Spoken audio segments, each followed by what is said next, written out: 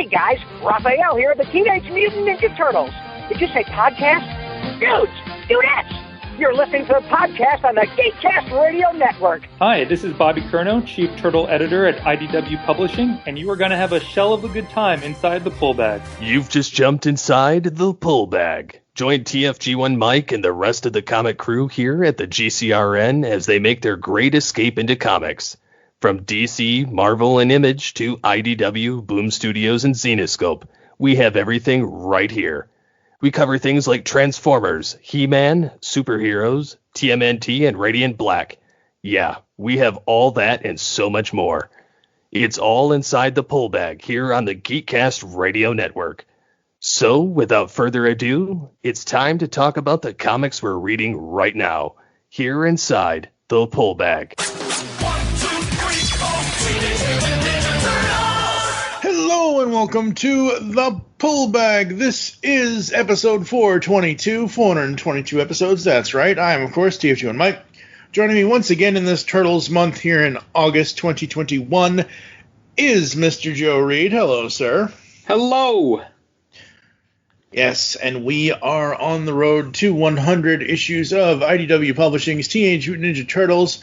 I am looking at Volume 22, City at War. This collects issues 90 through 95 of the IDW ongoing series of Turtles. For the creative, Kevin Eastman, Bobby Curnow, and Tom Waltz did the story. Tom Waltz did the script. The art in this is done by Michael Dynalius and Dave Wachter. Colors are by Rhonda Pattinson. Yay, Rhonda! Yay! Letters and production by Sean Lee. Series edits Bobby Curnow. Collection edits by Justin Eisinger and Alonzo Simon. The main cover on the trade anyway is done by, it's one of the issue, they always take one of the issue covers and make it the trade cover, but that was done by Michael. Obviously TMNT, created by Peter Laird and Kevin Eastman. So we open City at War Part 1. And like I said when we did Bebop and Rocksteady, I feel like I need to go back to Volume 21 when we covered that last year, a couple of years ago, because I had no, okay, they're at Slash's funeral. I remember Slash ended up getting killed. That's fine. But, before, when it opens just on the church, I'm like, Slash tried to kill us once. And I'm like, oh, Mikey. It's interesting that I guess your trade paperback is called City at War Part 1, right? Uh-huh. Okay. Issues 90, 91, and 92 do not have a subtitle.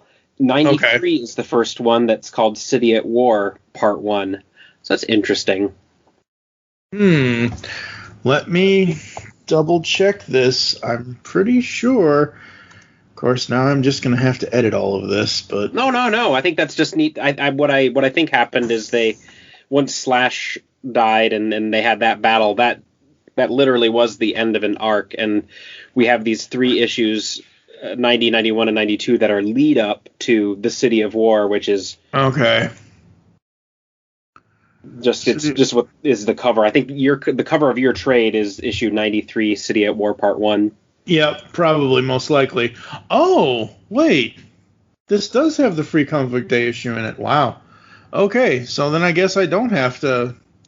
Off air, folks, I was telling Joe that there was a Free Comic Book Day issue from 2019 that tied into this, and apparently it's in this trade. Apparently, I don't even remember reading it would be so easy the way that they do those Free Comic Book Day kind of recalls. They go back and they remind you about everything, so it's great places for you to jump on, and it's a good reminder, because for me, I get City at War confused with City Fall, I think. Is that what it's called? Yep. Yeah, City Fall was when it was back in issue 25, 26, 27. Way back then. Yeah, way back then. I'll put that show link in the show notes for you guys to go back and listen to our City Fall thing. Anyway, getting into this, they are at Slash's funeral. We have the Mutanimals, we have the Turtles, we have Yeah, that's who's there. Yep, Angel and Alopex, and that's it. Mm-hmm. Yep, Angel and Alopex. That's right. And I gotta say, I normally do not like when the Turtles have their bandanas off, but ever since IDW has been doing it for the longest time at certain moments, I kind of dig it in this specific series that they do it. But usually, like, when they do it in animation, sometimes it doesn't work well for me, but seeing the close-up on Mikey and just, hearing his eulogy that he's doing, and he's trying to be, emotional and give Slash a good send-off, and then what a load of crap. Old Hob has to come in and ruin everything. And I get it. I get that Hob is the way he is because of what happened to him, but I mean, come on. Like, low. Yeah, I mean, come on. Like, they're just trying to honor their friend, and I get that Hob has a connection with Slash, obviously, but he starts in on his Bishop thing and all of that, and I love the art. I absolutely love the art. Mm-hmm. As Hob is going through this tirade of his, we see a panel of Leo, Donnie, and Raph, and where he says, "This is us against them, cut and dried." I just love how Leo and Donnie are kind of looking at each other, and Raph's just got that cold, dead stare. Yeah, because Raph looks like he's ready to just attack that flea biter.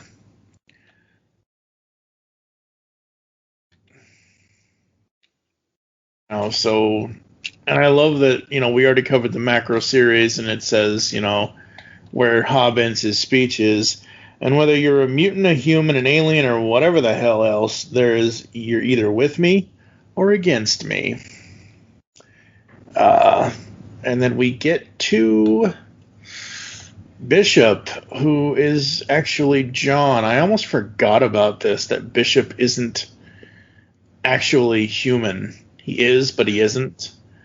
Yeah, he's deformed and small and underdeveloped, I think is the right way to say that. And I think they co-opted Krang tech or Utram tech to build the body for him. So he's got an android body that he pilots that looks human.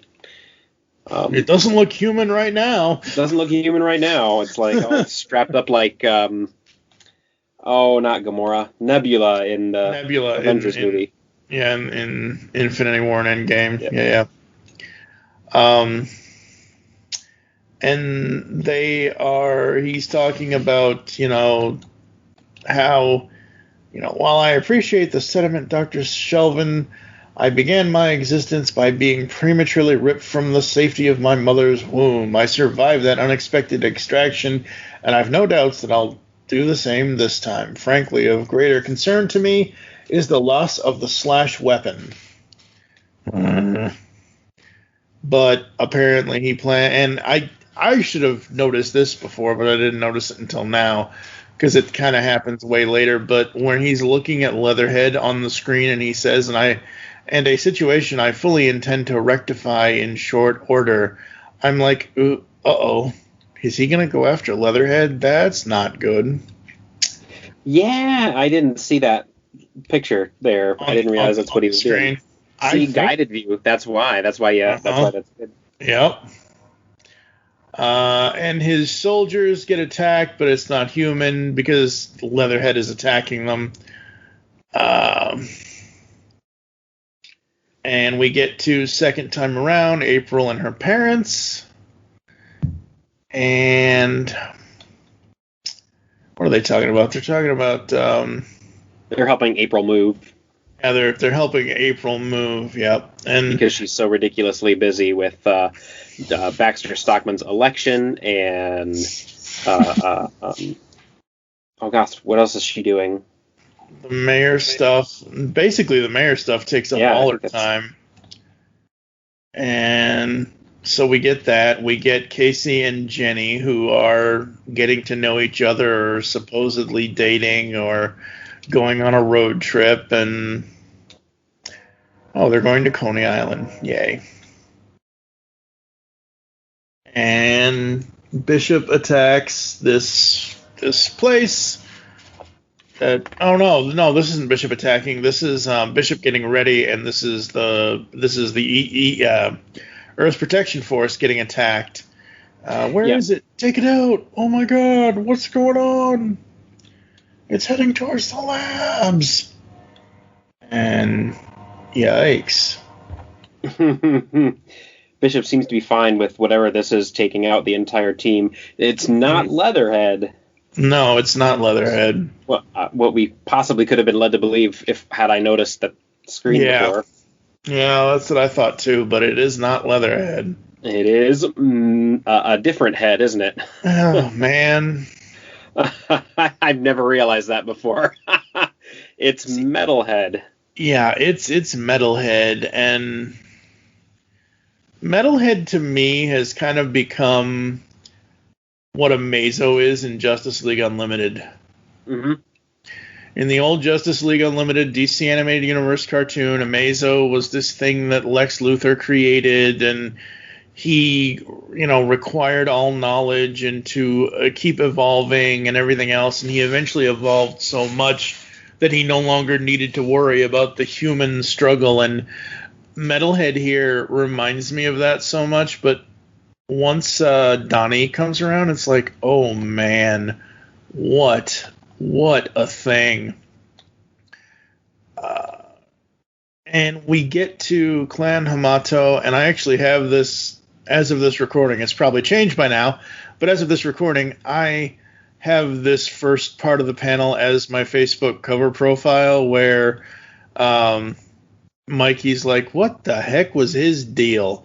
And it's Clan Hamato, the bandanas, and all the weapons. I love how that's laid out. That is so beautiful. Yeah. That is so good. So good.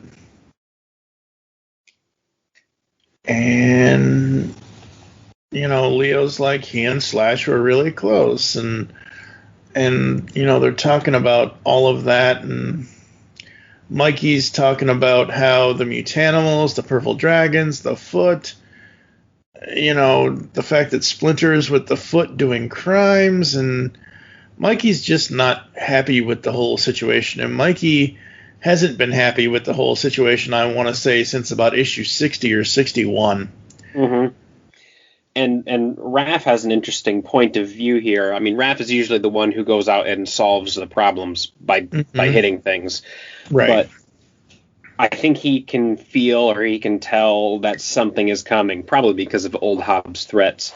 And he wants to get out of Dodge just to, experience some peace for a change. Mm-hmm. I think, Mikey calls it running away.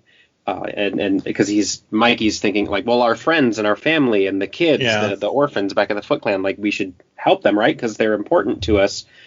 But no, Raph says it's not about running away. It's about just let's avoid this, because they're all staying out of trouble. Yeah, exactly. And I love Leo's not having that either. No. Leo's like, back off, Raph. We're all on edge.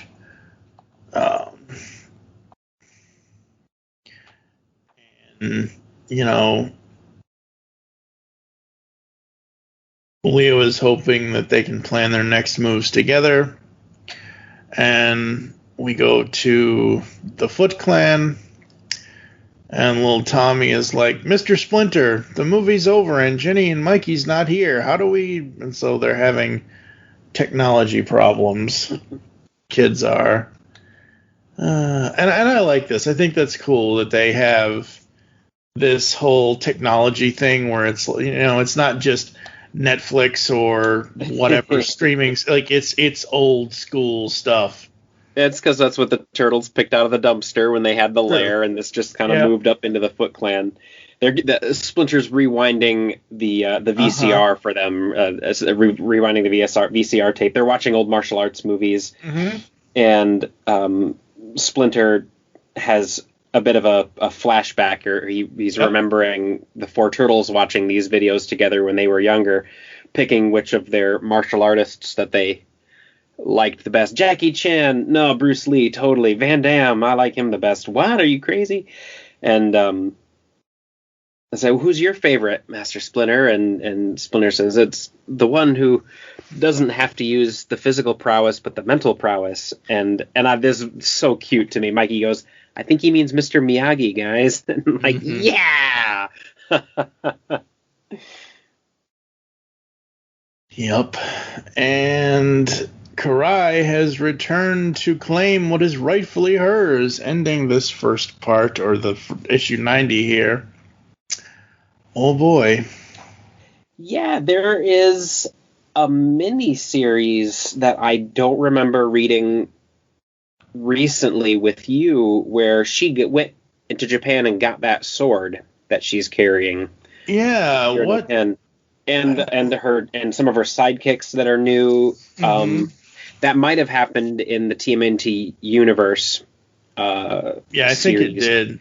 Yeah, or she had her own mini-series again. But the universe is going to be really difficult to read at some point, because they're all essentially standalone issues, and they fit in between random issues in the main run. But that'll be all right though, because we'll figure it out. Yeah, we'll do that by itself. So next we get to, before Oroko Karai awaken, and it's all her minions and her with her new sword, and it's Kitsune. We never like when she shows up. No, it's never good when the Pantheon family shows up. And she has this plan that she needs Karai's help with, because she wants to resurrect Shredder. Yeah. Oh, yeah. Yeah, she wants the Foot Clan back, wants Karai in charge of the Foot Clan, and I don't think that's what she actually wants. Yeah, I think she wants she wants Shredder. Foot Clan to go back in. Yeah, and yeah, absolutely. And we get, back to the present, and we get to her facing with Splinter, and I do like the mutual respect where she bows to him and he bows to her. I think that's great. I didn't remember that happening. Like, they showed up, and I'm like, oh, fight issue on the next issue. But no, she came and took off her mask and says, no, I come to parlay, essentially. And the big bad mutants are playing with the kids, and Koya wants to eat them. Not this one. It smells like poo. And the turtles show up, and then, you think all hell is going to break loose, but, and I did not remember this little old lady who's sneaking sweet drinks from the hotel mini for, like, Natsu. I don't remember her at all. Is she the miniseries? Karai went and got her out of Japan somewhere. Okay. She's like a gang enforcer that she recruited. They have a history. Okay. And we get to the point that Karai wants leadership of the Foot Clan. And I like Leo and Raph here. Leo's like, Father, would it be okay if I came too? Certainly, my son. It will be good to have Clan Hamato represented by its master. Oh, brother. Yes, he is your brother as well, Raphael, and I am confident, like me, he would be appreciative if you and your other brothers remained here with our guests until we return. Yeah, sure, Father, no problem. That's a great idea, Master. I like Mikey. Ha! Busted. Can it twerk? I love this scene with them because it's telling of how each of them are. Like, Leo wants to be the respect, you can call him a Superman, Boy Scout, whatever. You can call him Boy Scout. That's just what Leo has always been, and the old brother part is basically Raph's anger a little bit showing, and then Master Splinter is saying, hey, we all need to do our own thing, and we all need to be, respectful of that and whatever. And then Mikey just comes in with a joke, busted, and Donnie doesn't say a word, he just smiles. I love that. I thought that was so good. We get back to Bishop and Metalhead. And Dr. Shelvin doesn't really like the sound of this, because this first panel with them is like, an alliance, you say? Yes, of mutual beneficial nature. Oh God, oh God, oh God. Shelvin is a coward. Well, there was a giant military turtle guy who just annihilated several dozen people getting in. I think I'd be wetting myself a little bit too, probably. True. And what I love here is that Bishop is pretty much like,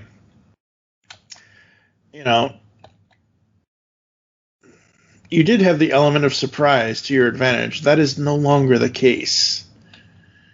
And the Metalhead just kind of goes off on them. And what he does is he basically overrides his primary targets and goes after Bishop himself, and he scans him, and we see the little John character in the stomach thing. That's freaky, but cool. And this was very subtle, I noticed, reading this too. He's in the one panel, so I can start with you, and he points his blaster arm at Bishop's head. And then as he scans him, and the Bishop says, if you're trying to impress me, you'll have to do better than that, I'm afraid, because he's pointing it at his head. And after he scans him, he lowers his gun to the chest where the body is, and then that's more like it, Bishop says. Yeah. Bishop then has the capabilities figured out and now knows, what kind of person he's dealing with. That was very cool. And we get back to Mikey with Koya and Bludgeon. And he's trying to figure out what powers they have, and he's trying to be friendly, and Koya's she's just cold. I think Bludgeon's powers are really cool because Bludgeon, hey, this is the first time, and I know this is not official, but in all the times that we've been doing this series, you have said to me almost every episode that you want a TMNT Daredevil crossover. Not technically Daredevil, but we get a mention. We kind of get, the echolocation and LiDAR and all that, and that's really cool. You're totally like the shark version of my favorite superhero, and of course it would be. I think that's cool. Does that mean that if they cross over, they're acknowledging the fact that Daredevil is a comic book character in Turtleverse? I hope. I mean, hey, if they can do Batman stuff, I don't see why they can't team up with Marvel and do Daredevil stuff. Yeah, that surprises me as to why that hasn't happened yet, because IDW has that partnership. Like, anytime, right there, here goes. Yeah, true.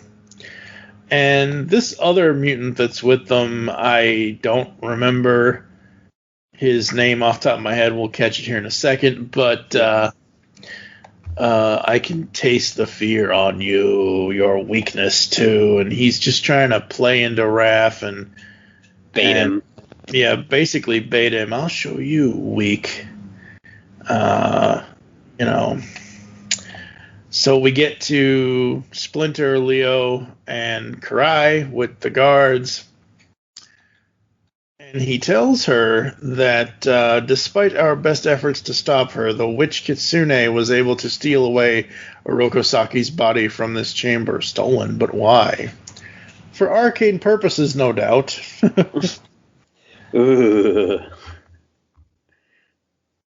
Yeah, your Chunin has returned, and I like that she kind of gets closure, but not really. I mean, sort of. Yeah, she's one of the people that I don't want. I don't want to get I don't want her to get what she wants. Yeah, true. That's not going to be good.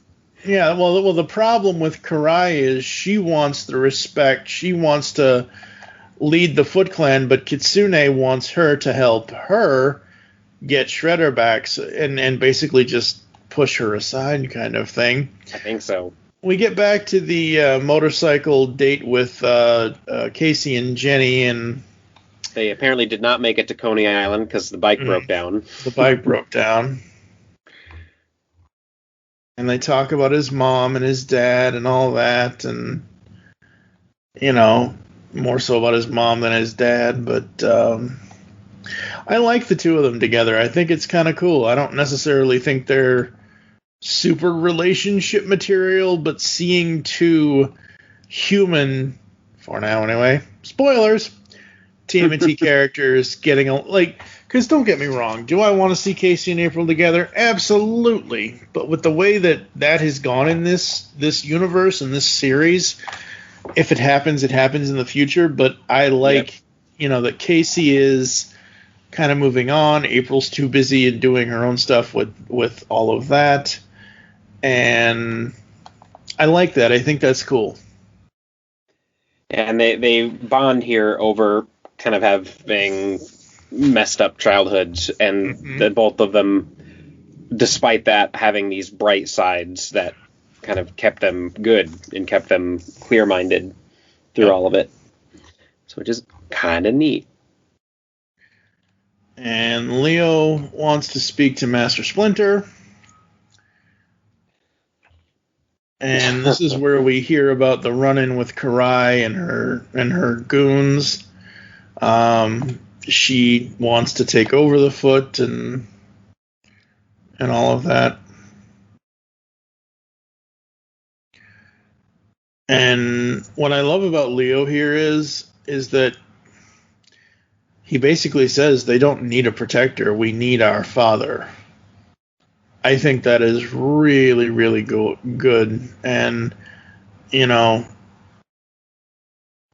I think this is the moment where Splinter changed his mind for how he may have handled this before. Mm-hmm.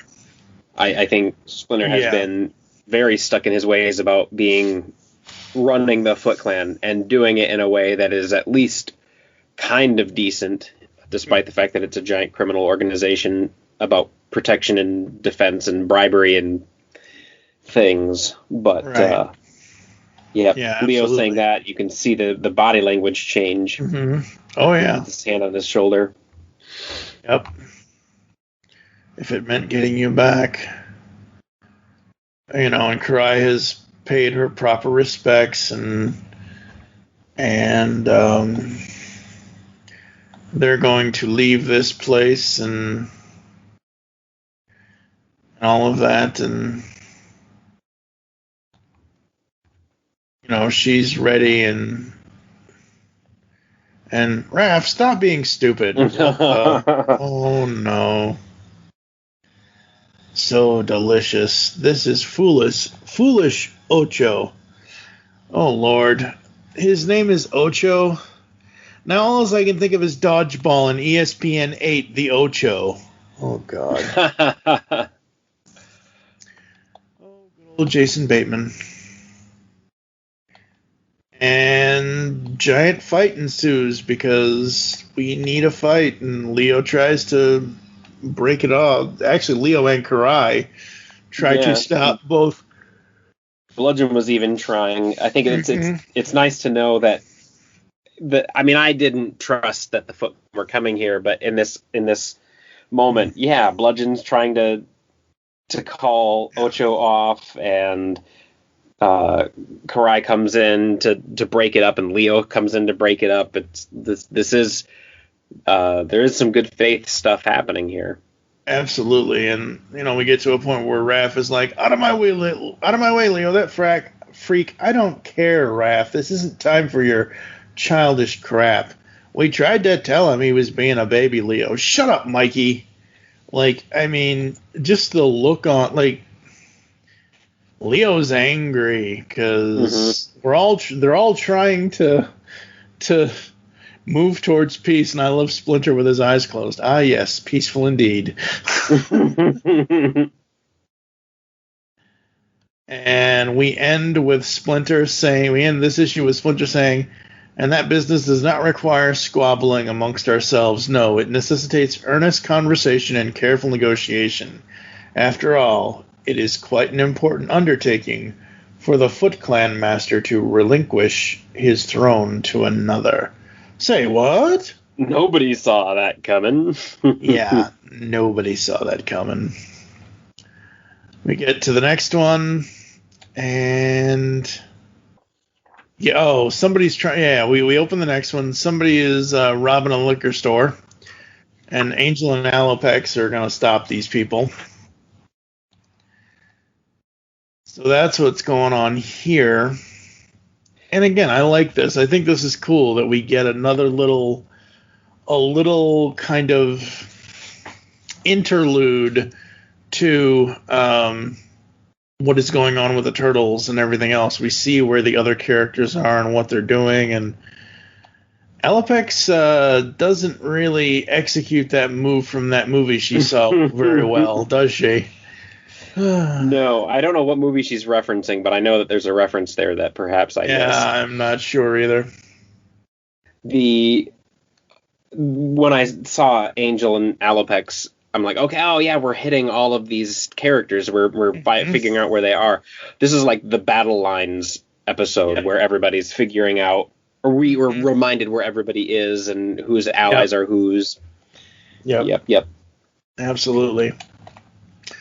We get back to the Foot Clan headquarters, and we get to this whole thing. And I do love that everybody is bowing. I think that's really great. It's a great image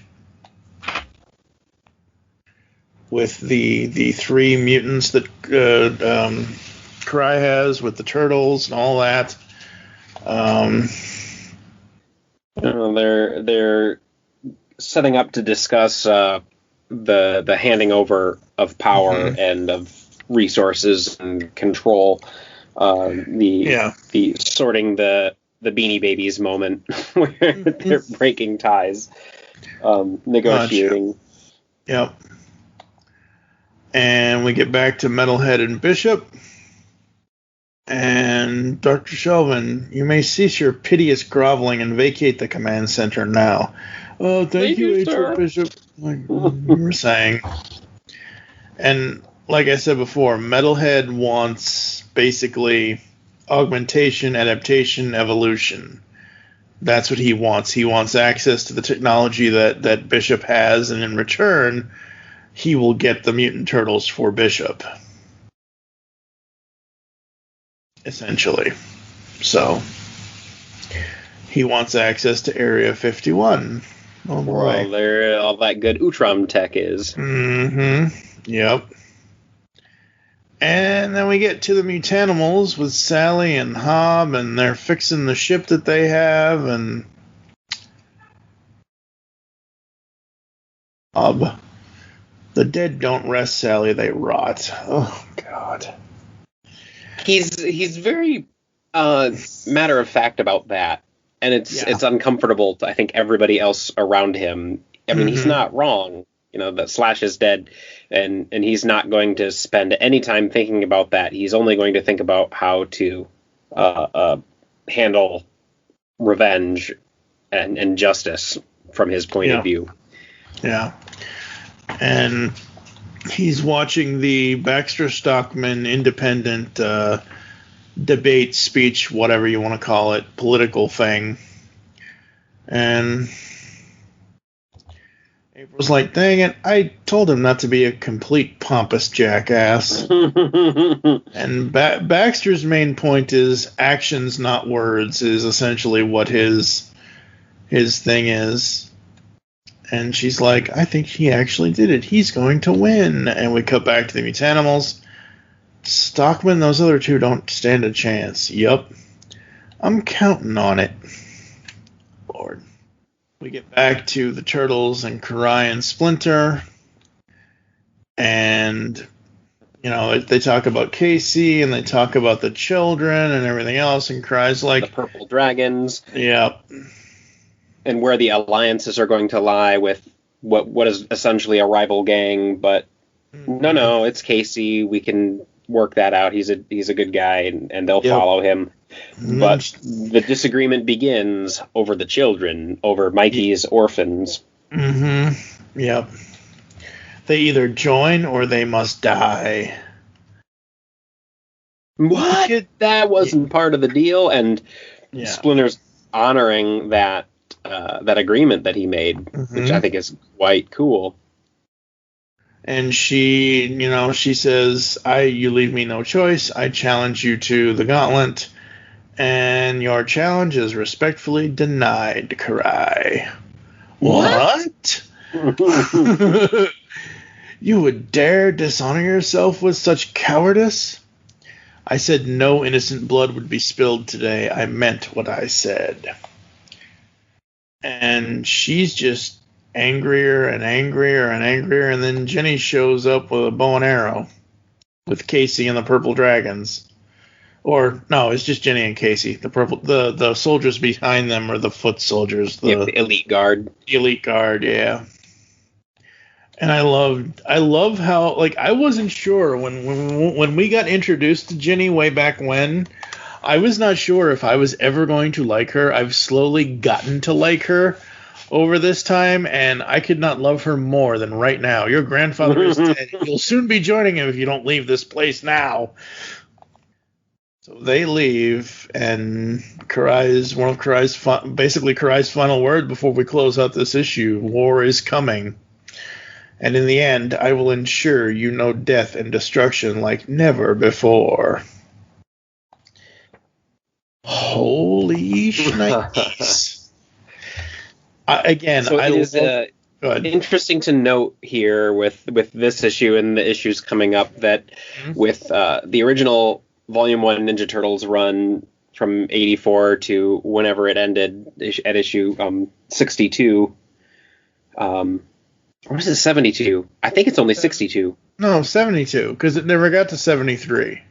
Remember? I wonder if they're counting the Volume 2 in addition to that. But now, I don't know. Either way, the City of War, that was when Karai came back to fill the power void left by Shredder from years and years ago.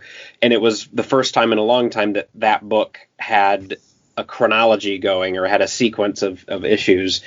And it culminated with the end of Volume 1. And just like this is going to put the punctuation on 1 through 100. Just a neat bit of rhyming going on with what they've been doing. Absolutely. And this is the first issue that, City at War Part 1. We start on the planet Neutrino with Zack, Kala, and Dax. And the Fugitoid. That's interesting. I like that they're going here, and we see these characters again. They're not, fully, like you said earlier. They're kind of showing you where everybody is, even though the neutrinos really aren't in the whole turtle battle thing. That's where Fugitoid is. So we have to see what he's up to. Who I can no longer hear as any voice but David Tennant. Thanks to the Nickelodeon cartoon. Yep. And we get back to Splinter, Jenny, and the Foot Clan. And Splinter is talking about how, Karai has sworn an oath of vengeance, and she's very much her grandfather's progeny. We've not seen the last of her, and it's one of those... It's like one of those cheesy Karate Kid movies we've been seeing.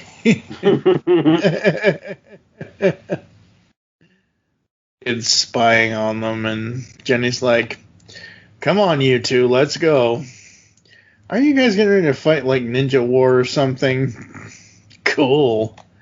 and I love this. I was a little bothered by that. No, yeah, I know in the past X number of years that you and I have been doing this series, that we often say certain times that Splinter doesn't look really, really like a true rat kind of like the this is like, holy crap, this is so good. This is the look on his face and the look in his eyes is just like, no, child, this is not cool. This is not what I am. And again, you were talking about the moment earlier where he was, where he paused, where his mind changed. Once again, I think this specific panel is another thing showing Splinter that what he was doing or what he was going to do was not the right path, and now he wants to change all of that. And we get to the Clan Hamato lair. And Leo's like, you see anything, Raph? Nothing. Where the heck is... Wait, I see him. And so does the alert sensor. Hey, look, it's Mikey doing the whole Nirvana thing again. Oh, yeah. Like, wait a minute. They are setting up defenses and cameras and detectors because they know what's coming. Oh, yeah, they know. Oh, I also see behind Raph there is the railing that Slash mangled the first time he attacked. Yep. That's, yeah. Nice to keep that continuity. And they have Harold and Libby helping them with Donnie over at Harold's lab, and,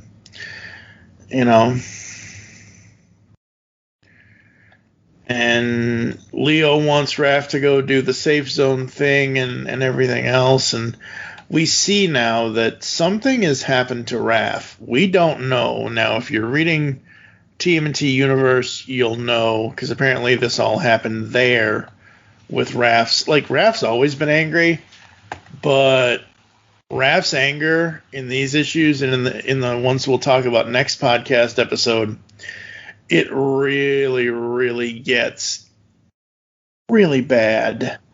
Yeah, this was, I think, what he was a mini series or an issue called Target R. Was that when this occurred?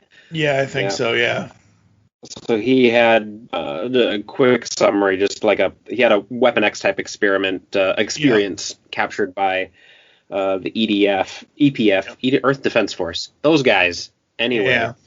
And they really messed with him, and I think he's come out of that not wanting to fight. Dude needs to take a break. Dude needs to go to Northampton and sit on a porch for a month or two, and with all of this whole coming war and this aggravation, he's not where he wants to be, and he's upset about it. And I think Leonardo is thinking that this is the same kind of upset that Raphael always does, where he goes out and he beats somebody up and then he comes back, but this is different. This is way different. Raph is completely changed, kind of thing. Yep. Yeah. And we get to a gangster house on the Brookline shoreline, and Koya is going to attack the gangster. So is Bludgeon, and Karai invades, and this whole battle, and she's like, up the stairs, let's go. And she's basically killing everybody. And she gets to the boss. And what's this all about, Karai? Our tribute is paid and current. I would offer you a new business proposition, Antonio. Forget your loyalty to the rodent. Join me in his destruction. And I swear to you, the Foot Clan will never again seek tribute from your family. Your debt will be forever paid in full. And if I refuse, then, well, the Oroku clan will crush all you hold precious in this world. Man. That shark has a lot of blood on his teeth. Oh, he won't have to eat for a while. No. Not really. Yikes. I think it's great that Karai... I mean, I don't think it's great, but I think it's a great point in the story showing how Karai is going around trying to set herself up. Yep, going after all of the people that swore loyalty to the Foot Clan for protection. She's kneecapping all of those people, saying, "You work for me now." Yeah, they're going to be easier to bring to her side than anybody else. So she's building her army. Yep. We get back to election headquarters, and April is talking to the people here, and action, not words, which is Stockman's thing. And oh, look, in the back, there's Casey. This is going to be awkward. Yeah. But actually, it's not. No, not really. I think really this is probably the last time, or the one of the times that they've been together since their miniseries together. Mm-hmm. I mean, besides in passing a couple of times. Yeah. There's a good heart-to-heart. Yeah. And it's a good heart-to-heart, and even Jenny is there still, and April hugs him. It was good to see you, and you're a good guy, Casey Jones. Never forget Jenica's never forget that. Jenica's a lucky girl. Thanks, April. See you around, okay? Yeah, see you around. How was she? She was good. Things went good. I know Casey isn't always the best talker, but I read that line and I'm thinking that should have said things went well, but that's just the editor in me, I guess. And somebody tries to attack them with an arrow. And it's a message. And Karai wants to meet with Jenica. Uh-oh.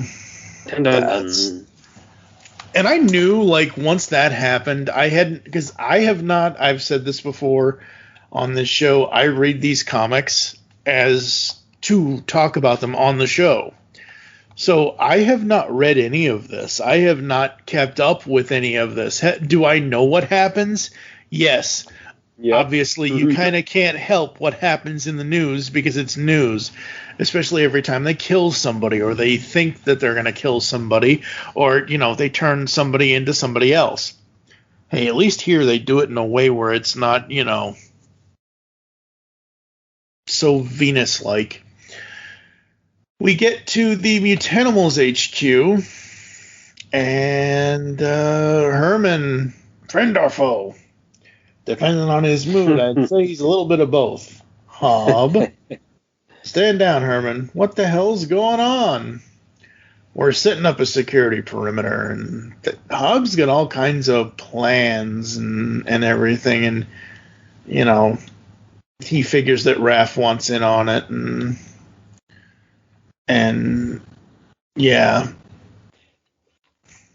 And Raph is about to give him an answer. He's like, his phone buzzes. Hold on.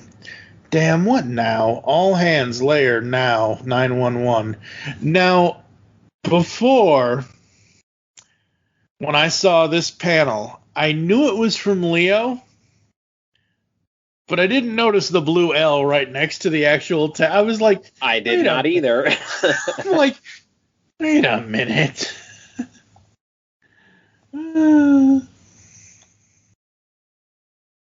And Hobbs like, okay, well, when you're done playing it safe, let us know.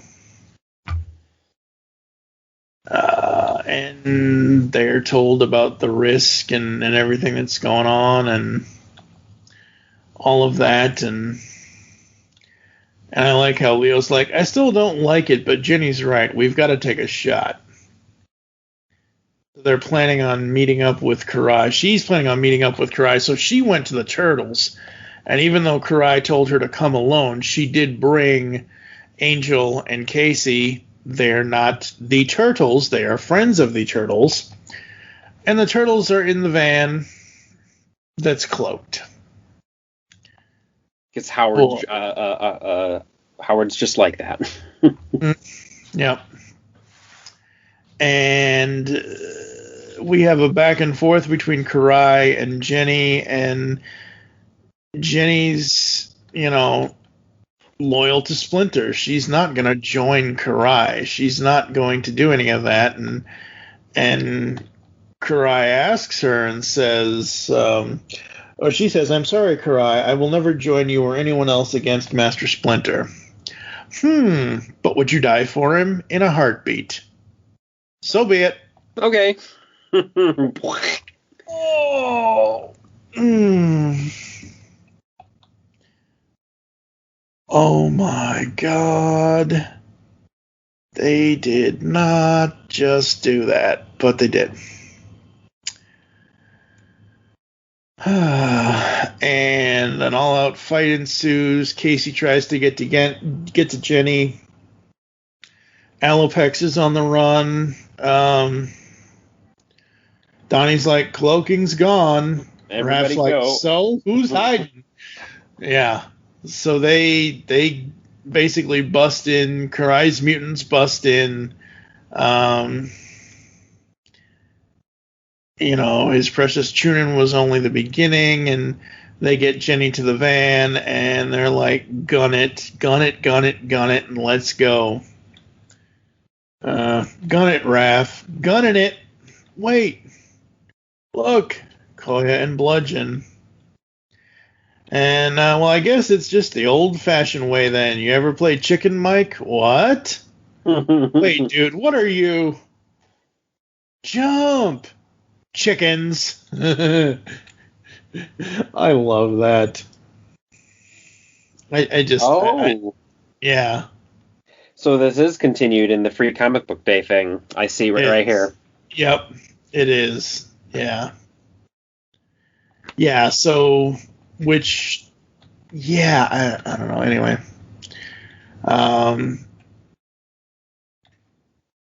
They have to try to save Jenny, and I love Raph.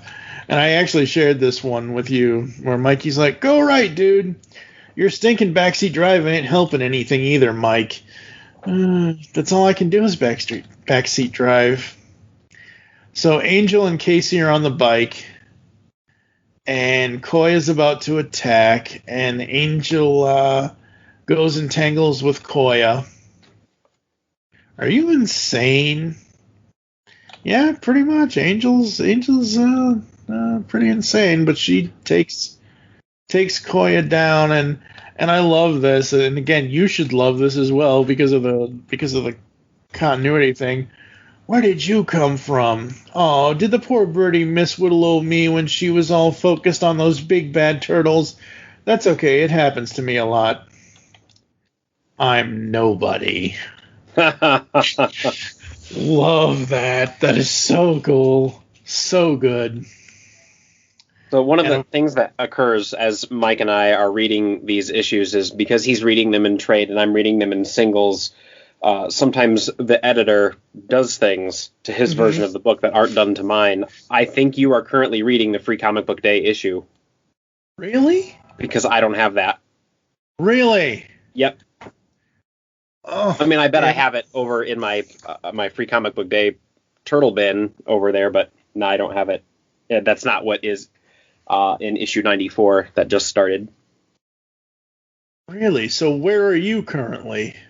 So when we issue 93 ends with chickens, you heard Donnie, head south and don't stop for anything. And so that's the end of issue 93. And 94 is Bishop's Men and... Oh, okay. So then Bishop's Men and Metalhead. Okay, so let me just double check. Okay, so all the Jenny stuff, the Koya stuff. I need to go faster, Raph. Okay, so 94 ends at chickens, or 93 ends at chickens. Yep.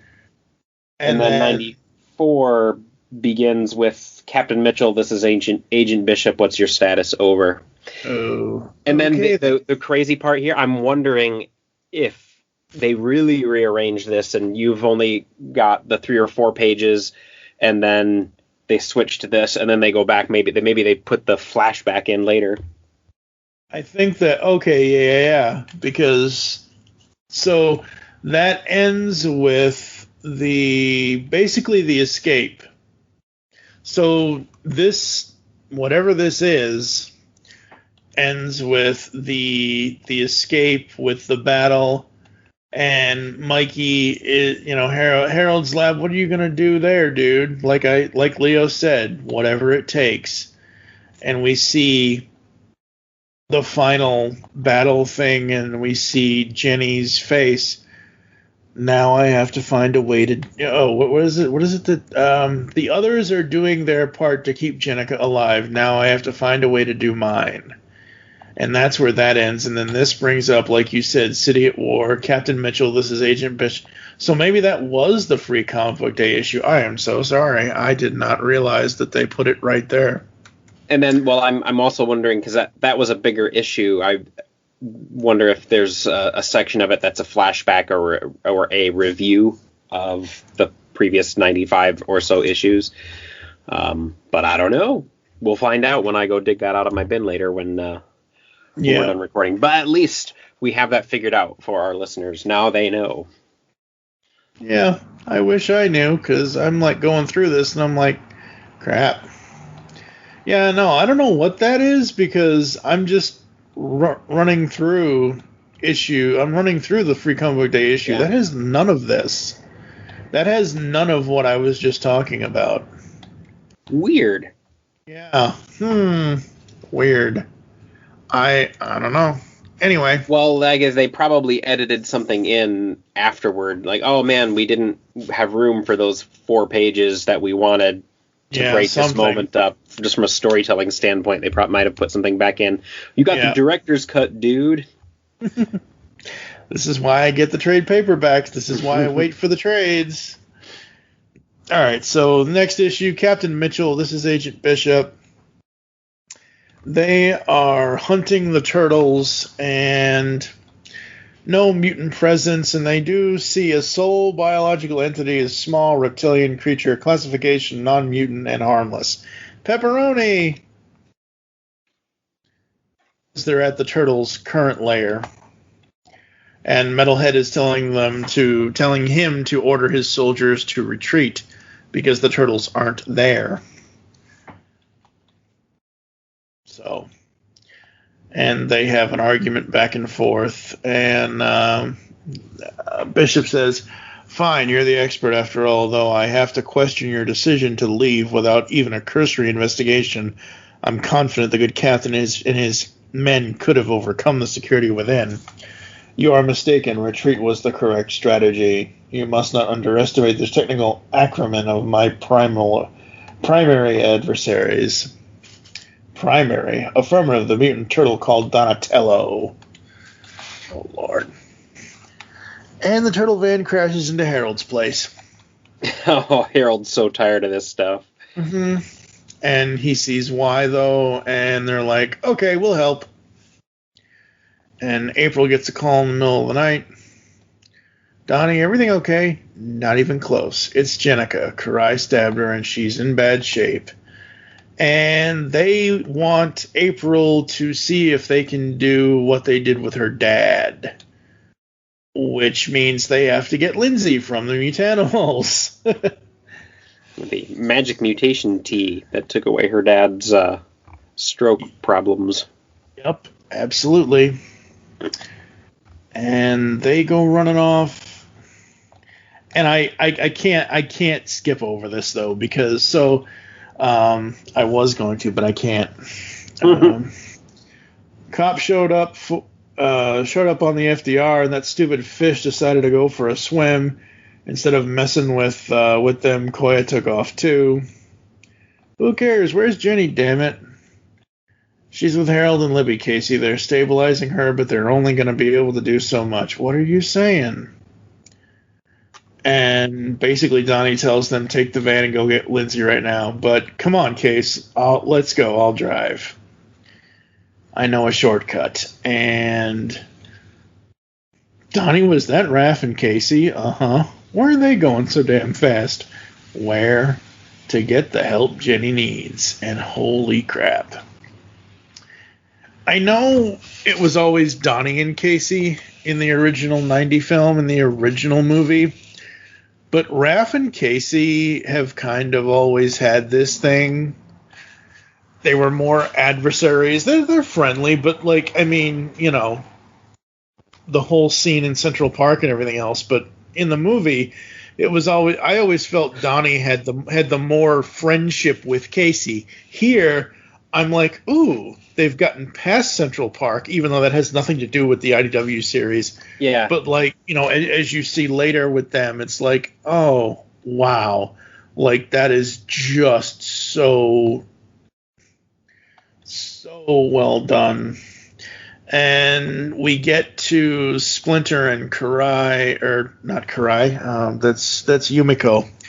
And, you know, Leonardo was on the phone and talking about Jenica, another secret meeting, and foolish children, have I not told you that negotiations with our enemies are mine alone to undertake?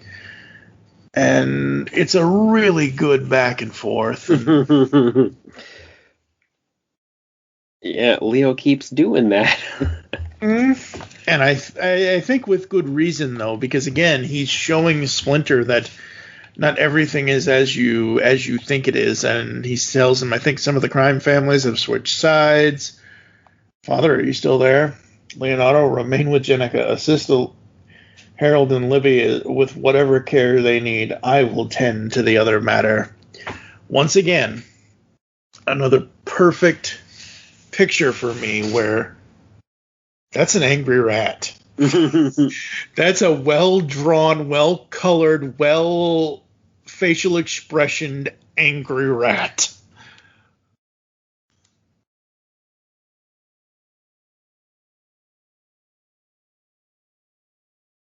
Yeah, absolutely. I forgot where okay, now I remember where Casey and Raph were going. Yep. They're speeding down the road. They're going to get Lindsay because they're going to get Lindsay. Yep. And what I love about them is this, you know, this kind of agreement with them, you know, basically no more waiting around to get hurt. Hit them first and move on to the next, damn straight. And hold up, no, Herman, and we see all of the mutanimals. Hi, I'm Pete. Pete. What's going on, Hob? What's it look like, Turtle? A more aggressive approach. And, you know, Lindsay and all this, and basically Raph is going to stay with Hob, or at least it looks like he will. And actually he does. Here, Case, you get Lindsay to Harold. I'm staying. Turn them before they hurt us. You sure, bro? Yeah, right. And yikes. Yeah, and that's an interesting thing, because not that long ago, Raph was ready to quit. Not quit, but escape the violence, to let it go, just let it play out and not be a part of it. But as soon as one of his own gets taken out, he's gone so far as to even abandon his brothers for the more violent approach of the mutanimals. Yeah, absolutely. Yeah. And again, I think Raph is the only one of them that can be the turtle that's everywhere. Because, I mean, Donnie does machines, Leo is the Boy Scout, Mikey is the caretaker, and Mikey is always the emotional one in this series. And I'm not saying that to say a bad thing. I'm just saying that Leo is the Boy Scout, Donnie is the tech guy, Mikey is the emotional kind of like, we need to look out for everybody kind of person, and Raph is the angry one. But as I said earlier, the anger for Raph is, we see it kind of getting worse. And Splinter goes to the crime families and all of that, and that's not good. It is not good at all. Yep. This is not what Leo would have wanted. Mm-hmm. This whole panel with Splinter is like, holy crap. Yikes. And we see Leatherhead. Which I feel like he's coming out of left field for me. I know he's been around, and I can't ever remember where Leatherhead is at a point. And I've seen pictures of Leatherhead, without mentioning spoilers, where something very strange has happened to him. Oh, yes. And I don't know if that's happened yet or if that's coming. I think it has happened. We just don't have the reveal of it yet. And I have to say, when it is revealed, I'm just going to say this now, and I'll say it when we talk about it, when we actually reveal it, even though everybody should already know by now. That creeped me the hell out. It really did. So, Hobbs' plan is to attack Null. Well, his plan is to attack Null to distract them while Mondo goes in and gets some computer stuff done. And it's an all-out battle. With the mutanimals here and their ultra-violent approach, and I mean, there's so much of it that is pulled from the old Archie series where the mutanimals were, with Null being their villain. But what I think I miss most about the mutanimals and what their role is the environmentalism of it. They always went after the polluters, and Null, the corporation, was a big polluter. And, right. You know, they fit what they need to fit here in the IDW verse, and it's full of interesting characters. But, you know, Man Ray does not feel like the Man Ray that we've known before, because he's not at all concerned about what's happening in the water. He's not Ninja Turtle Aquaman here, and so that part does kind of make me go, oh, I kind of wish that was an angle that they could work in, but old Hob wouldn't have that. That's not what he's all about. Yeah. No. And Mondo's heading towards the server, and of course Hob hasn't told Raph about any of this, that Mondo's doing this whole tech thing, and Mondo gets in and sees all these miniature mutant skeletons or whatever.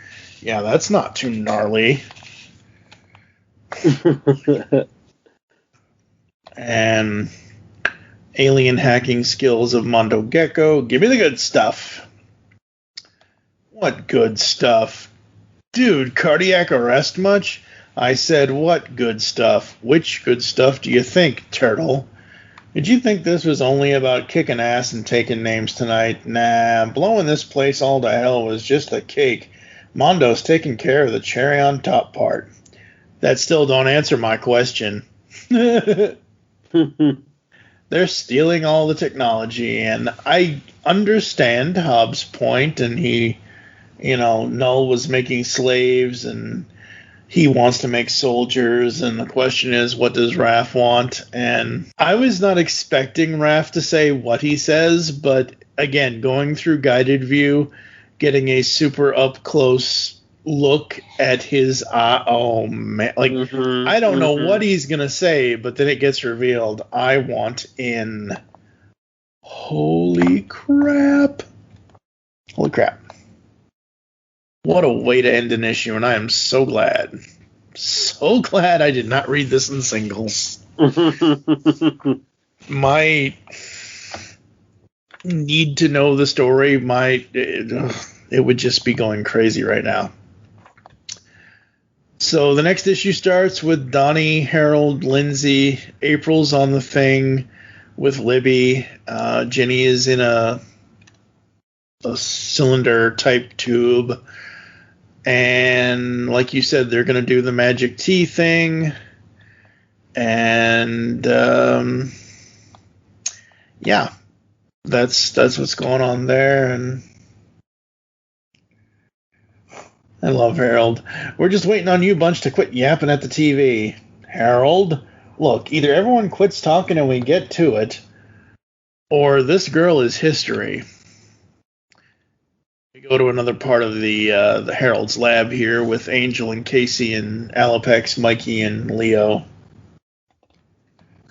We get the TMNT 94 note about the Raph ditched you after to go after Null, and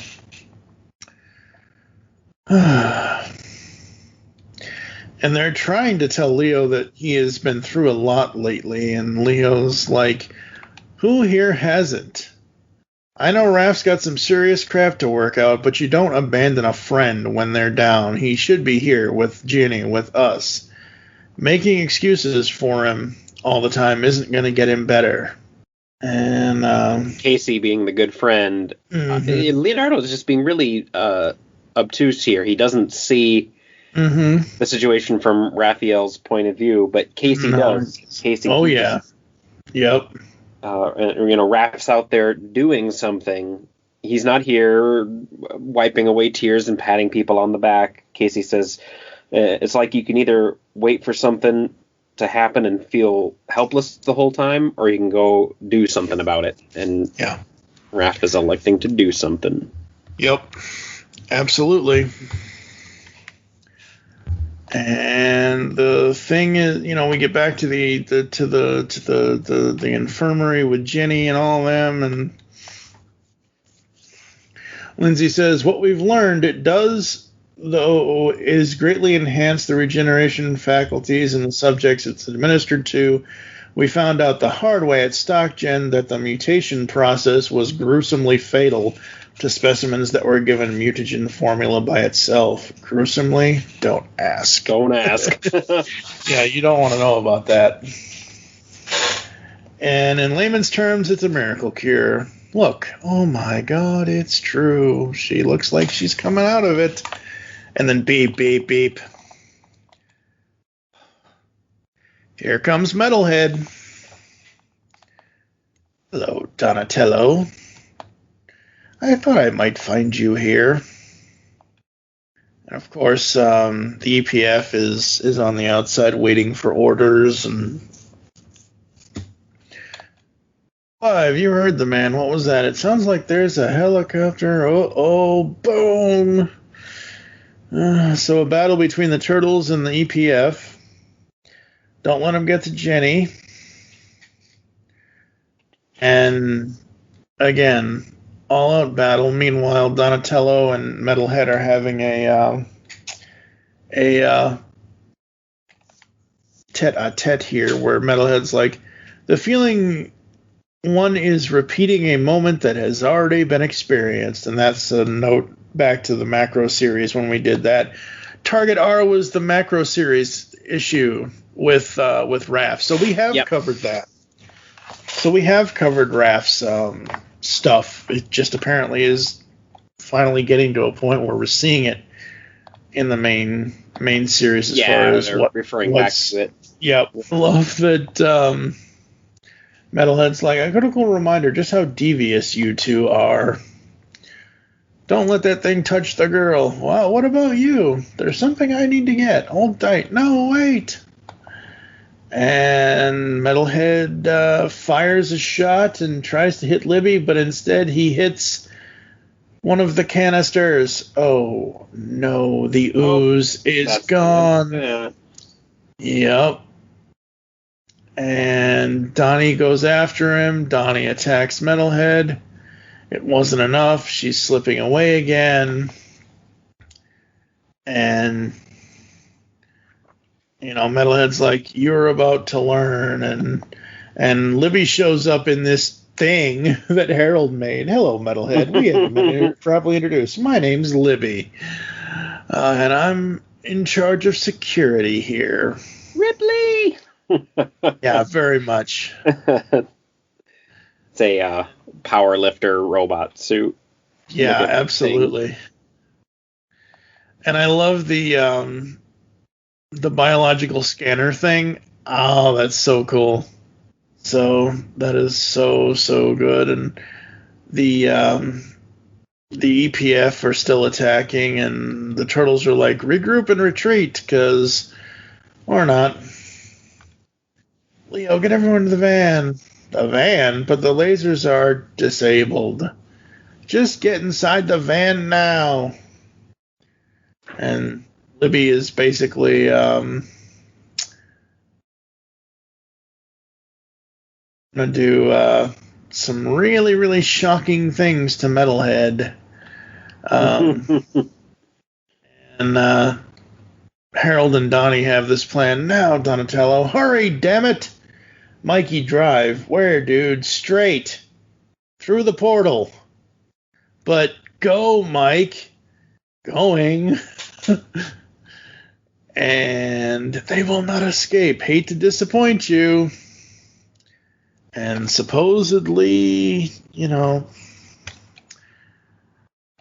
Metalhead's like, what coordinates did you send them to? If you do not tell me, I will deduce them eventually. Then I suggest you get busy deducing. He blows his computers. With thermite, yep. Libby and Harold are okay, but the EPF are going to arrest them for aiding and abetting the mutants. And, yeah, wow. Holy crap. That's a lot of action going on there. A lot of stuff. I love how we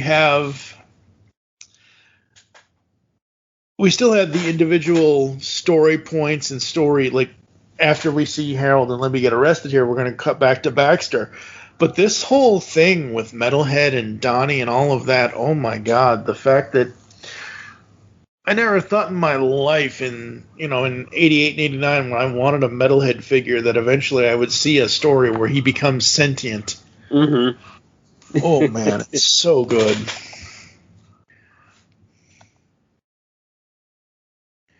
And April's trying to get a hold of Donnie, and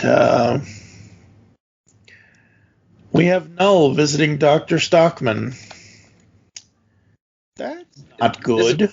This version of Dr. Stockman I find fascinating, as well as I'm used to him being the sniveling sidekick, but he's a very capable opponent here. And I think as the series has gone on, he's only become more and more dangerous through his he's got it planned out already. And so he's in a room with a snake mutant, this like crab crustacean angry mutant, and this vampire. Oh, it's a scorpion. And this vampire lady who he's never met before with red horns, and he's just kind of chill sitting there in the chair. Like he's got it handled, or at least he thinks he does. Mm-hmm. Crazy. Yeah. Yeah, it's absolutely crazy, and not that I want Baxter to become a Fly at all in this series, but I'm just like waiting for that before, I'm waiting for the moment where he becomes, a mutant himself. Yeah, I'm okay if it never happens, but at the same time, when it eventually does happen, it'll be about time. Uh-huh. Absolutely. So the coordinates that the portal sent them to was the old layer, because supposedly that's the last place that Metalhead would look, even though he knows where the old layer is. And we have a bloody Jenny, and we have Lindsay and Hurry, and wait, what are you guys doing? Plan C. There's a Plan C. There is now.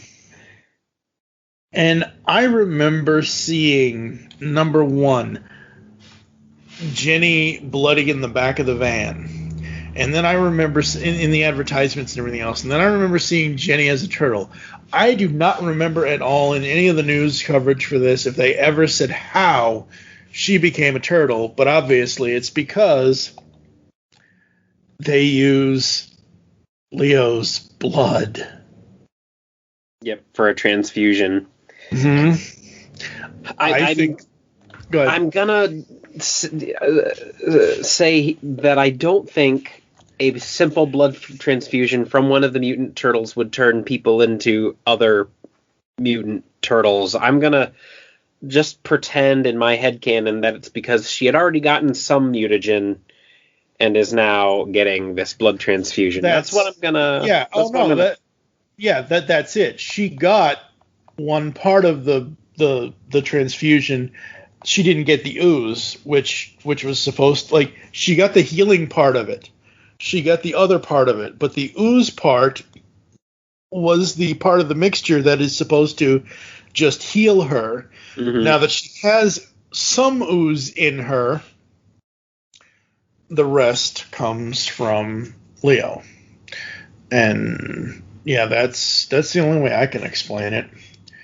And here goes, and then we see the transformation immediately, and oh, what a way to end an issue. Holy crap. What a way to end a trade. Like, I know they did this in part 1 and part 2, and I'm glad that they did not do one whole big trade with all issue 90 to 100. I'm glad they didn't do that, but man, leaving on the cliffhanger of Jenny turning into a mutant turtle. And it makes sense because it's not just, remember in the old cartoon how they explained the mutagen in the 87 cartoon where Splinter was most around humans. So he became a human rat. The turtles were most around their human boy that the boy had them, so they became humanoid turtles. Here, it's done in a way that not only is so powerful and emotional between Karai stabbing her and Leo saving her. If you think about it, Karai, whatever motive she has, Jenny and Leo, they are the 3 honor characters in this series. They're all about, like, Jenny was never going to betray Master Splinter. The only way Karai would ever, have the chance to whatever is if obviously try to kill her, kind of thing. So I love that all 3 of them are kind of tied to this kind of thing now, between Karai killing her and Leo saving her, and her being the honorable person that she is. So what do you think, sir, as we end on this cliffhanger here? As this was occurring, I'm a member of a number of Ninja Turtle fan groups on Facebook, and I hit the subreddits, and there were very mixed reviews on this. And sometimes I think, like a lot of our fandoms, I get let down sometimes if I read too much from the internet.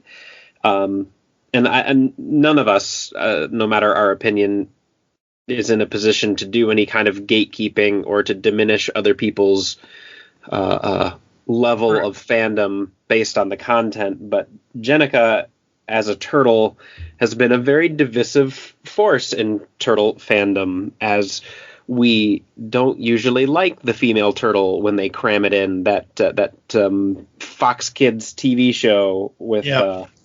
And I get Venus and... it's Venus. Yeah. Venus de Milo. I get Venus and Mona Lisa confused name-wise in my head, because I think they were both kind of a female turtle attempt. But if they were going to do it, if they were going to do a female turtle in this series, I don't think you could go the Venus direction, because that concept is tainted by the Fox television show, the Fox live action show. But this was, like IDW has been successful at doing from the beginning, the best way to do it. She is an interesting character to do it to make a turtle. It's a natural way, and this is something that they have been planning. If we talk to the editors, or if we listen to the editors and the interviews that they've done, they've known this was coming since the beginning of Jennika. Oh yeah, Bobby even said when we talked to him that it's been the plan the whole time. Yeah, and I like it. I think it's cool. I think it's interesting. I think it's a good thing that they're doing this in a way that, as I've said this entire series, pays homage to everything in the TMNT universe, and then continually adds things to it that fit. Like Old Hob and Herman and Jennika and the different take on Nobody, which is, actually already did exist in the Mirage run, but is new. Alopex. All of these new things fit. And they're contributing bits of lore to the mythos too. And I think we will be seeing these characters in 15 years animated somewhere. Oh yeah, absolutely. It is. It is very wonderful. It's very interesting that they're doing this. It is just awesome. I love that they're doing this. I think it's so good. When you put a female turtle in there, like when Fox Kids did it, they did it to be inclusive of a female demographic. That was a marketing decision. It didn't feel natural to the turtles. While IDW can do this in a completely different way, accomplish the same goal, but it doesn't feel like a marketing ploy. That's impressive. And I think that's the difference between the two characters. And that's also why when I do see fans complaining about Jenny and what's happening in the post 100 issues of Ninja Turtles, some people dismiss it as this kind of inclusion, woke signal, virtue signaling. But no, it's so natural. This fits. And I feel like they don't understand some of the things that, like you and I understand about where the Turtles came from and why they exist and what the themes are. I really do think there's a number of people out there who think being a true fan means you want the 4 Ninja Turtles in dark colors or black and white, killing things, drinking beer, and cursing. I'm like, I don't know. IDW does a good job with very little to none of that. IDW has done a amazing job since they've had it, and they've allowed us to, like, they even have some of the old, they've had to do reprints of it, the old Mirage stuff, so they have that for people. If people want to go back to the old Mirage stuff, it's available. And, but and the best of it, the very best of it. Yeah, but if you want a Turtles story unlike we have ever had, very few comic series get to 100 or more issues. Very few. I mean, nowadays, I would say in the last 8 years of this podcast, very few get to 100. Some end at 50, some end at 57, some end on a weird number, whatever it is. But between Kevin Eastman, Tom Waltz, Bobby Curnow, and all of the artists that are doing amazing, amazing art for this, like, this entire run, I had no problem with how any of the Turtles looked.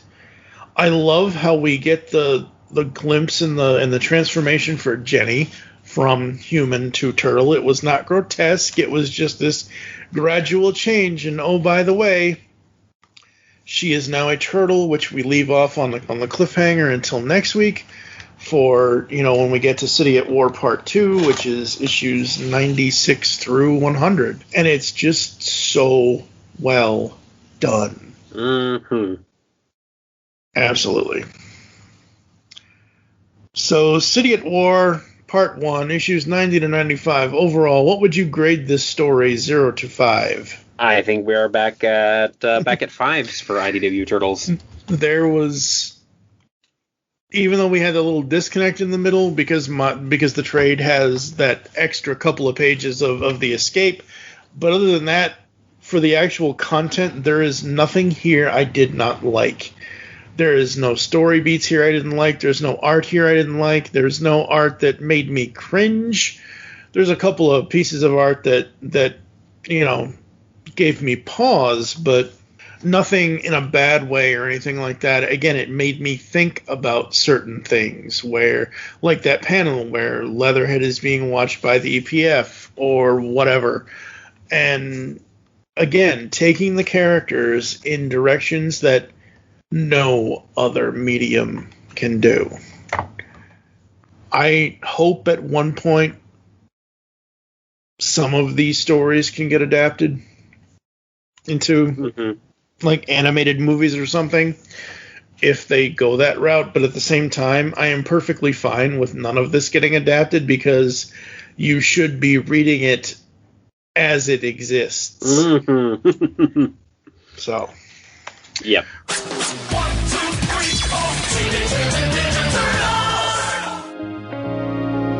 Hey, Geekcast listeners, do you ever listen to Punisher Body Count and think to yourself, This show would be awesome if it had less toilet humor and was not about the Punisher.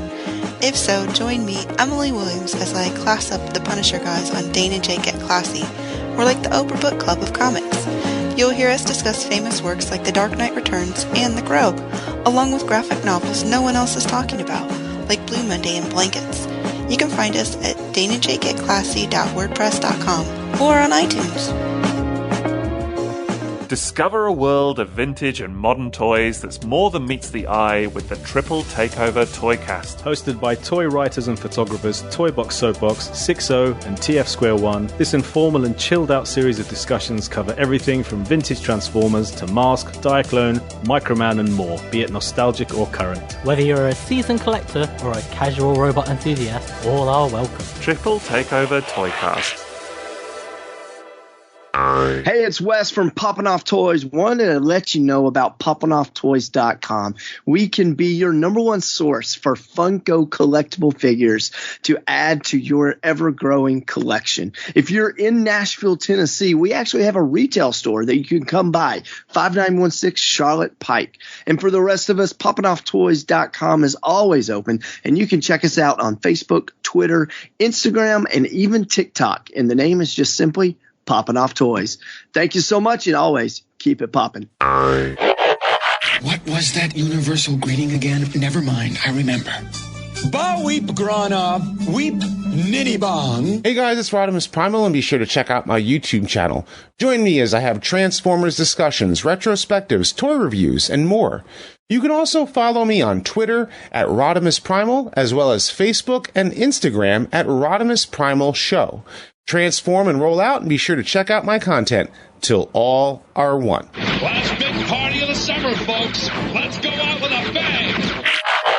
Because the world needs another movie podcast. The Geekcast Radio Network presents for your listening pleasure the Cinema Geek. Hosted by Amanda, Kevin, Matt, and Dan. Each week we dive headfirst in the landscape of movies as we discuss movie news, play movie games, go in-depth on reviews, and even have a top 10 countdown or two. Also, don't miss our director retrospective series, where we review noted directors' movies film by film. Bottom line is, if you love movies and love podcasts, you need to experience the Cinema Geeks. You can find us on iTunes, Blog Talk Radio, or GeekCastRadio.com. Hey gamers, TV's Mr. Neil here. The Gaming Hipster is my personal podcast in which I take you on a journey through my history of gaming, both new and old. Each month is a new topic show in which I bring you my console memories, give reviews of my favorite video games, and talk with cool guests. People have made cartridges that will actually play Netflix on Nintendo. I was making sure that I got everything. I was writing it all down. They fixed that for the third fake prototype. And that's the first time I remember seeing real animated boobs. Find the podcast at geekcastradio.com or on Spotify. You can also hear a deluxe version of The Gaming Hipster at ravinghipster.com or patreon.com/Mr. Neil. For $2 a month, you can hear longer versions of the podcast with after-show segments and stuff too raw for the internet. You also get various topic shows, my commentary podcast, The Big Bad Movie Show, commercial-free Geekcast stuff, and more. All at patreon.com/Mr. Neil and ravinghipster.com. On the Simplistic Reviews podcast, we talk movies. We talk TV. We talk. Hello, Julie, what the heck are you doing? Trying to make our spots sound more exciting by adding explosions. Yeah, I'm pretty sure you could have got the point across with sound effects, not the real thing. Car. Download the show on iTunes or at simplisticreviews.blogspot.com. I'm sure your insurance company will cover that. No, they won't. No, they probably won't.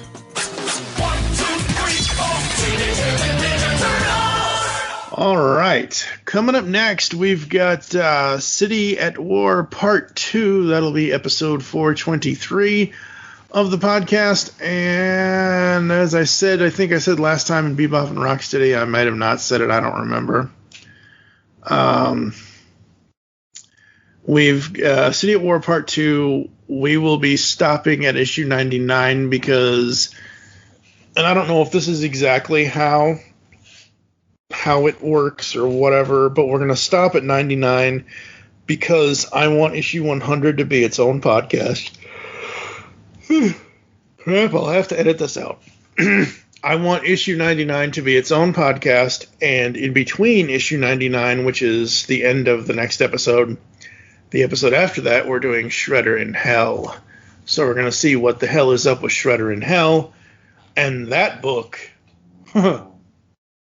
all of it is done by Mateus Santaluco.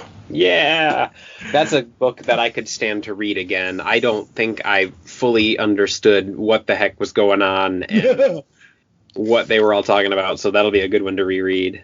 Yep. And then, like I said, episode 425 will be issue 100, and then we will come back at some point. I don't know if it'll be this year or next year, because it doesn't look like I have any other Turtle stuff on the schedule this year, but I mean, ladies and gentlemen, we're going to give you 5 episodes of all Turtles, and we're going to get to the quote-unquote end of the 100-issue run, even though it's still continuing on 101 to whatever they're up to now, 117, 119, I don't remember what they're up to now. So that's what's going on there. Make your... Oh, God damn it, I'm losing my mind. You got anything else you want to talk about? Anything else you want to promote? Are we doing geek sales yet, or is COVID still killing that? You know, I'm gonna play by the seat of my pants, and I think by the end of the summer, we'll have committed to a date if we're gonna do it. But I'm optimistic that by then enough people will be vaccinated and people will be smart, and it is an outdoor event, so fingers crossed. But yeah, find me on Facebook, facebook.com/geekstuffgarage sale. Send me a message. Absolutely. All right, folks, we're going to get the heck out of here. I am at TFG and Mike on Twitter. You can follow at The Pullbag on Twitter. You can find us on Facebook. You can hear all that other good stuff in the outro of the show. And we will catch you next time here inside The Pullbag. Make your great escape into comics. You've just heard the latest episode of The Pullbag, the GCRN's first comic review and discussion podcast. There are several ways to get in touch with us and leave feedback for the show. You can visit the website, geekcastradio.com, where you can comment on the episode and all of our different podcasts. You can rate and leave a review for the show on iTunes. Be sure to leave us feedback. Become a fan of us on Facebook, facebook.com/thepullbag. Send us an email, feedback at geekcastradio.com. Follow us on Twitter at thepullbag and at geekcastradio. So until next time, make your great escape into comics and unleash the geek in you. Clang? Did you say clang?